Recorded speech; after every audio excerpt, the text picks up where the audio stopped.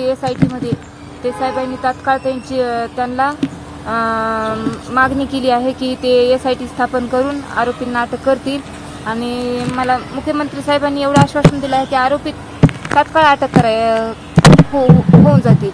तुमचं समाधान झालेलं आहे का मुख्यमंत्री? माझं मुख्यमंत्री साहेबांवर समाधान आहे, कारण तेच आता सगळे मायबाप आहेत, त्यांच्यावर मी समाधानी आहे।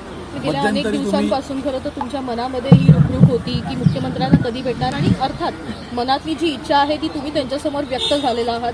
काय प्रतिक्रिया होती त्यावेळेस त्यांची? म्हणजे ते बी एकदम भावूक झाले जेव्हा मी प्रतिक्रिया, म्हणजे 21 महिन्याचा जे मी वृत्तांत त्यांना सांगितला तेव्हा ते पण भावूक झाले। त्यांना मी फोटो पण दाखवले, साक्षात त्यांनी डोळे झाकले आणि माझ्या लेकरा बाळाकडे बघून त्यांनी तात्काळ त्या अधिकाऱ्यांची फोन लावून पुन्हा बीडच्या SP सरांना बी त्यांनी बोलले की तुम्ही बी अजून लक्ष द्या याच्यामध्ये SIT मध्ये सुद्धा, आणि त्यांच्यासोबत तुम्ही पण लक्ष घाला अजून या केसमध्ये आणि आरोपींना तात्काळ अटक करा असे म्हणले आहेत मुख्यमंत्री। आरोप केला होता की यामध्ये एका बंगल्यावरून फोन जातोय आणि त्यामुळे तपासामध्ये कुठेतरी उशीर होत आहे, नेमका कोण हस्तक्षेप करतोय? मी सांगितलं होतं अगोदरच की मला पोलीस प्रशासनाकडूनच ती कळालं की बंगल्यावरून फोन आला आणि तपास थांबवला।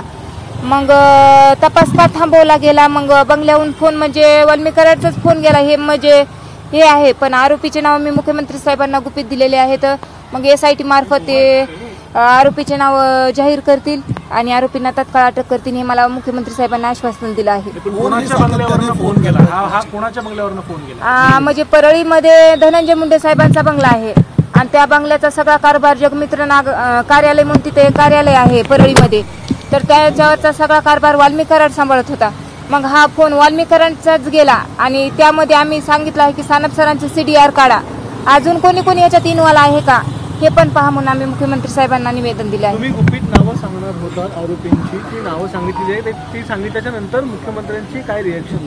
म्हणजे मी साहेबांना निवेदनामध्ये नावं दिली आहेत, मग साहेब म्हणले आहेत तात्काळ आपण ह्याच्यावर मागणी करू आणि मी नार्को टेस्टची त्यांना हे केली आहे की आता 21 महिने झालं की आरोपी डायरेक्ट कसे म्हणतील की आम्ही खून केला आहे, म्हणून ते पण मी मुख्यमंत्री साहेबांना सांगितलं। टेस्टची मागणी तुम्ही केलेली आहे, या संदर्भात त्यांनी होकार दिलेला आहे की अशी आपण करू शकतो म्हणून?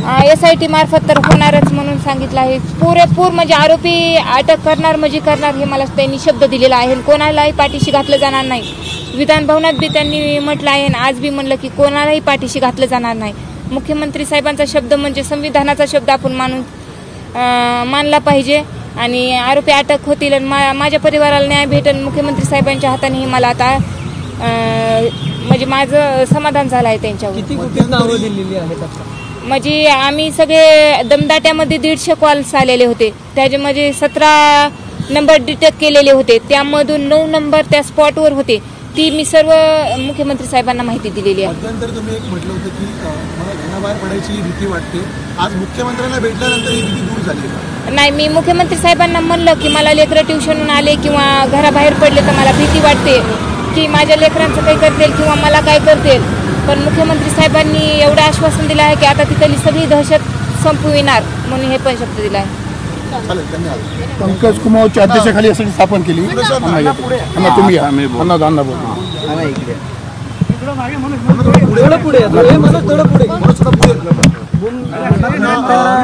सगळ्यात पहिल्यांदा हा मुद्दा विधानसभेच्या अधिवेशनाच्या काळात उपस्थित केला होता। आज पंकज कुमार ज्यांची मागणी खरं तर कुटुंबियांनी केली होती, ते अंबाजोगाईचे पूर्वीचे पोलीस अधिकारी यांच्या नेतृत्वाखाली SIT स्थापन झाली आहे, काय प्रतिक्रिया? याच्यामध्ये सर्वात अगोदर हे प्रकरण मी काढलं, परंतु आत्ता जे आहे यावेळेस साहेबांचे OSG आणि मला वाटतं मनोज जरांगे पाटील यांनी वेळ मागितली होती, त्याप्रमाणे आज CM साहेबांनी वेळ त्या ठिकाणी दिली होती आणि मला ह्या कुटुंबाने म्हणजे सर्वात अगोदर परळीला या कुटुंबाला जाऊन भेटणारा व्यक्ती मी होतो आणि माझ्या जिल्ह्यातले ह्या प्रकरण असल्यामुळं आम्ही CM साहेबांना, ज्ञानेश्वरी ताई आणि त्यांचं सर्व कुटुंब, बाळा बांगर, त्याच्यानंतर तिथले स्थानिक नेते, आम्ही सर्वजण जाऊन भेटलो आणि जी मागणी त्या ठिकाणी केली होती, ज्ञानेश्वरी ताईंच्या निवेदनामध्ये पंकज कुमावत जे आमच्या इथं DYSP म्हणून, शिकाऊ DYSP म्हणून त्या ठिकाणी कामाला होते, केजला आणि नंतर ते आता अमरावती स्थित ॲडिशनल SP आहेत त्यांच्या अध्यक्षतेखाली SIT स्थापन करावी. श्री साबळे साहेब हे PI आहेत ज्यांनी LCB सांभाळलेले, ते आत्ता सध्या जालन्याला आहे, त्यांचं एक नाव दिलेलं आहे. तिसरं सपकाळ म्हणून API आहेत, त्यांचंही नाव दिलेलं आहे. कारण हे लोक पूर्वी या 3 पैकी 2 लोक तपासामध्ये अत्यंत जवळ गेले होते आणि माननीय मुख्यमंत्री महोदयांनी तातडीनं DG साहेबांना सांगून त्या ठिकाणी लगेच्या लगे ऑर्डर काढा, आजच्या आज ऑर्डर काढा आणि ही SIT स्थापन करा. आणि ज्ञानेश्वरी ताई, आम्हाला सर्वांना विश्वास आहे, मुख्यमंत्र्यांनी अक्षरशः डोक्याला हात लावला ते फोटो वगैरे पाहिल्याच्या नंतर की हे इतकं भयानक असू शकतं का, तर ते आहे. आणि याच्यामध्ये पोलीस कर्मचारीसुद्धा काही इन्व्हॉल्व आहेत का याचा सुद्धा तपास करावा अशा प्रकारची मागणी केलेली. आणि ही SIT स्थापन झाल्याच्या नंतर आम्हाला 100% गॅरंटी आहे की महादेव मुंडेंचे खुनी हे 100% आता सापडतील. हा प्रश्न होता एकंदरीत तुम्ही सांगितलं की ज्या तपास अधिकाऱ्यांमध्ये 2 आता अधिकाऱ्यांचा समावेश आहे ते अगदी जवळ पोहोचले होते, आता या केसचा छडा लागेल काय आहे, जे अधिकाऱ्यांनी डम डाटा सुनील, मला वाटतं सुनील दुबे का सुशील दुबे, अतुल दुबे हे मुंबईचे डम डाट्याच्या संदर्भामधले तज्ज्ञ आहेत, त्यांच्याकडनं 150 नंबर अगोदर छाटून नेले, 150 नंबरचे नंतर 17 नंबर नेले आणि ते 17 नंबर झाल्याच्या नंतर तिथले सानप साहेब म्हणून एक PI होते, ते दोघांनी ज्ञानेश्वरी ताईंना सांगितलं आणि सतीश फड त्यांचे भाऊ यांना सांगितलं की आम्ही 2 दिवसामध्ये हे आरोपी अटक करतोय. परंतु त्या दोघांचेही एकाची ऑर्डर लगेच तातडीनं पाटोदा तालुक्यामध्ये करण्यात आली आणि एकाची ऑर्डर ही धाराशिव जिल्ह्यामध्ये सानप साहेबांची ऑर्डर काढण्यात आली. म्हणजे ते 2 लोक आणि कदाचित आम्ही आणखीही त्या ठिकाणी मागणी करू की सानप साहेबांचं सुद्धा इन्व्हॉल्वमेंट त्याच्यामध्ये करावं आणि तशा प्रकारचे आदेश साहेबांनी दिलेत. SP-ना सांगितलं आहे की याच्यामध्ये आणखी कोणते अधिकारी किंवा त्यांना जे सहकार्य लागेल ते सुद्धा आमच्या बीडच्या SP साहेबांना सांगण्यात आलेलं आहे. सर, त्यावेळी या बदल्या कोणी केल्या, कोणाचे फोन गेले होते का किंवा काय झालं होतं का, नेमकं काय झालं? बदल्या कोणी केल्या हे नाव सांगायची गरजच नाही ना, परळीचे जे लोकप्रतिनिधी आहेत यांच्याच सांगण्यावर. आणि हे पंकज कुमावत साहेबांची ऑर्डर सुद्धा हे शिकाऊ DYSP त्यावेळेस होते प्रोबेशन पिरियडमध्ये, त्यांची ऑर्डर अंबाजोगाई ॲडिशनल SP म्हणून सुद्धा झाली होती. ती एका दिवसामध्ये मवियाचं सरकार होतं, मवियाच्या सरकारमधून एका दिवसामध्ये त्यांची बदली लगेच अमरावतीला त्या ठिकाणी केली गेली. आणि जर पंकज कुमावत त्या ठिकाणी राहिले असते तर हे जे सगळंच काही चक्री, गुडगुडी, बोगस दारू, गांजा जे पाहिजे ते सगळं त्या ठिकाणी मिळतं तीर्थस्थानाच्या ठिकाणी. आणि हे सगळं जे आहे ते बंद झालं असतं. हे जे उन्माद ह्या लोकांच्या मध्ये आला, उत्पात केला, इकडं मर्डर झालेत किती, बापू आंधळे गेला, ते बंडू गीते मुंडे, एक गीते पोरगा गेला आणि आता महादेव मुंडेंना मारून टाकलं आणि त्याच्यानंतर सगळ्यात शेवटी संतोष देशमुखांचा खून करण्यात आला. म्हणजे हे अगोदर बरेचसे खून जे आहेत ते पचल्यामुळं खून एकाने करायचा, आरोपी दुसरा करायचा, जेलमध्ये तिसरा घालायचा, हे असं सगळं जे आहे.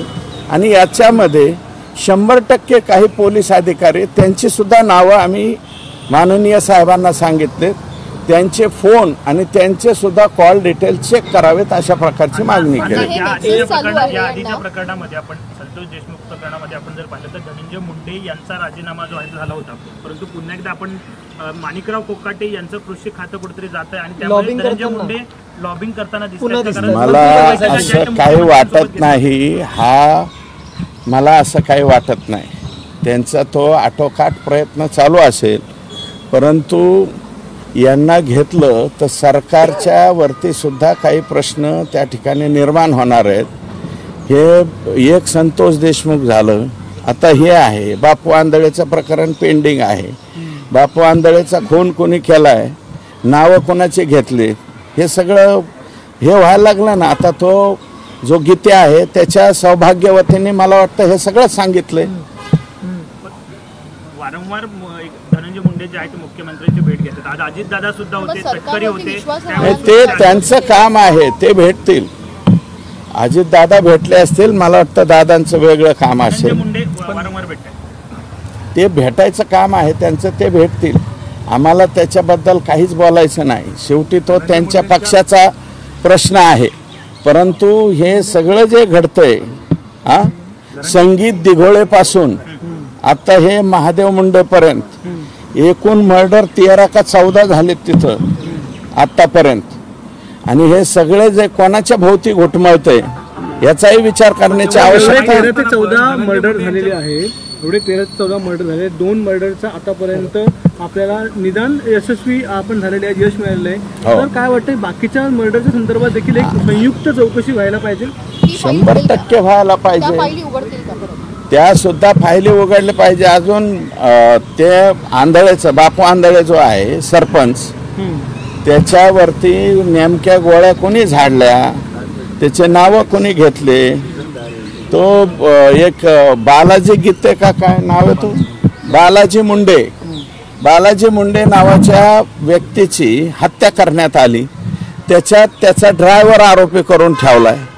म्हणजे मारणारे दुसरे आणि आरोपी कोण, ड्रायव्हर वेगळाच. आणि ते जेलमध्ये आता त्या आयुष्यामध्ये त्यांनी कुणाला ब सुद्धा म्हणलेला नाही, अशा पद्धतीचा तो ड्रायव्हर आहे. त्याची आता जेलमध्ये रवानगी करण्यात आली. तुम्ही एवढं सगळं सांगताय, सगळ्या गोष्टी खरं तर इतक्या जाहीर पद्धतीने आहेत, पण अजित पवार असतील, सुनील तटकरे असतील, हे धनंजय मुंडेला घेऊन बसतात. कुठेतरी यांना देखील लॉबिंगला बघा तटकरे साहेबांनी, अजितदादांनी काय निर्णय घ्यायचा तो त्यांनी घ्यावा. परंतु वस्तुस्थिती जी आहे तिथे माझं मत आहे की त्यांनी जे आहे त्यांचे कोणीही विश्वासातले माणसं पाठवावे. 5-10 दिवस त्यांनी परळीमध्ये त्यांना मुक्कामाला ठेवावं की इथं नेमका कारभार कसा चालतो, काय चालतो. माणसं किड्या मुंग्यासारखी मारली जातात. 21 महिने झाला आज महादेव मुंडेच्या आणि महादेव मुंडेच्या घरापासून 500 मीटर अंतरावरती परळीचे लोकप्रतिनिधी राहतात. मग त्यांना जाता येत नव्हतं का आत्तापर्यंत महादेव मुंडेंच्या घरी? मी गेलो तर आम्हाला काळे झेंडे, महादेव मुंडेंना भेटायला का आले म्हणून काळे झेंडे दाखवतात. आणि तुमच्या घरापासून 500 मीटर अंतरावरती महादेवचं घर आहे.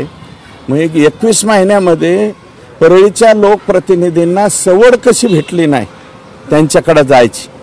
जायला हवं होतं ना. तुम्ही अजित पवारांनी किंवा कुणीतरी विश्वासातलं माणसं पाठवा असं म्हणताय. तुम्ही सरकारमध्ये आहात, तुम्ही माहिती सदस्य आहात, तुमच्यावर विश्वास नाही अजित पवार? आम्ही आमच्यावरती विश्वास आहे ना. आम्ही बी बोलू ना काय जे चाललेलं आहे. आता माणिकराव कोकाटेंच्या बाबतीत ठराविक कोण कोण बातम्या बनवतोय, काय बनवतोय, हे सगळ्या चाले आम्हाला कळतात ना. कोण रोज चालवतोय, माणिकराव कोकाटेंच्या तालुक्यात जाऊन कोण मुलाखती घेते, तिथं कोण उपोषणाला बसलेलं आहे, त्याची दखल कोणती TV घेते, काय घेते, याचं आम्हाला ज्ञान आहे. मला वाटतं हे माणिकराव कोकाटेंनीच बघावं. ते ह्याचे म्हणजे ह्याचे लातूरचे जे पोरगा आहे ज्याला मारहाण झाली त्याची मुलाखत कोण घेते जरा तपासून बघा ना. त्याच्यावरून कळतंय ना हे आयडिया कोणाचे आहेत, डाव कोणाचे आहेत, गेम कोणाचे आहेत. त्यांना तुम्ही खालच्या म्हणजे दुसऱ्या फळीतल्या पोलीस अधिकाऱ्यांवर सुद्धा आरोप केले होते की SP बदलले पण खालची यंत्रणा अजूनही त्याच मानसिकतेमध्ये काम करते. हो, आता CM साहेबांनी सांगितलंय की असे जे कोणी लोक आहेत चुकीचे ते तांदळाच्या खड्यासारखे वेचून बाजूला काढा आणि काही लोकांना बीड जिल्ह्याच्या बाहेर सुद्धा पाठवण्याचा निर्णय त्यांनी घेतला. मुख्यमंत्र्यांनी सांगितलंय की पूर्ण गुन्हेगारी जी आहे ती आम्ही मुळासकट उठवून टाकू. हे बघा, आता काही प्रमाणात श्वास परळीतल्या लोकांनी सोडलेला आहे, निश्वास. थोडंसं आता परळीमध्ये जे मोठमोठ्याल्या गाड्या आहेत, बुलेट ज्याचं सायरन फुवार मोठ्यामध्ये वाजत होतं ते आता वाजायचं कमी झालंय. पांढऱ्या शिफीत गाड्या ज्या हिंडवायच्या हॉर्न वाजवायचे, कोणाच्या बी अंगावर घालायच्या, असे काही प्रकार जे आहेत ते आता जरा थोडेसे थांबले आहेत आणि थोडीशी सुटका परळीच्या झाली. आता एकदा महादेव मुंडेंच्या या प्रकरणाचा तपास लागला, 100% हे काही लोकांच्यावरती मोका लागलाय. यातलेच महादेव मुंडेंच्या आणि हे बघा 3 घटना एक सलग 3 दिवस केलेल्या आहेत ह्या लोकांनी. पहिल्यांदा पुजारीला मारलं 307, दुसरं संजय सातभाईला मारलं 307 20 ऑक्टोबर, ही 19 ऑक्टोबर आणि 21 ऑक्टोबरला महादेव मुंडेंचा काटा काढला या लोकांनी. एसआयटी स्थापन झाली सांगाल, मुख्यमंत्र्यांनी आता आदेश दिले एसआयटी स्थापन करण्याचे. मुख्यमंत्री महोदयांनी स्पष्ट आदेश दिलेले आहेत. पंकज कुमावत यांच्या अध्यक्षतेखाली या 3 लोकांची नावं त्या ठिकाणी आणि DG साहेबांना फोन करून सांगितलं, जे निवेदन ज्ञानेश्वरीताई मुंडेंनी त्यांना दिलेलं आहे ते निवेदन तात्काळ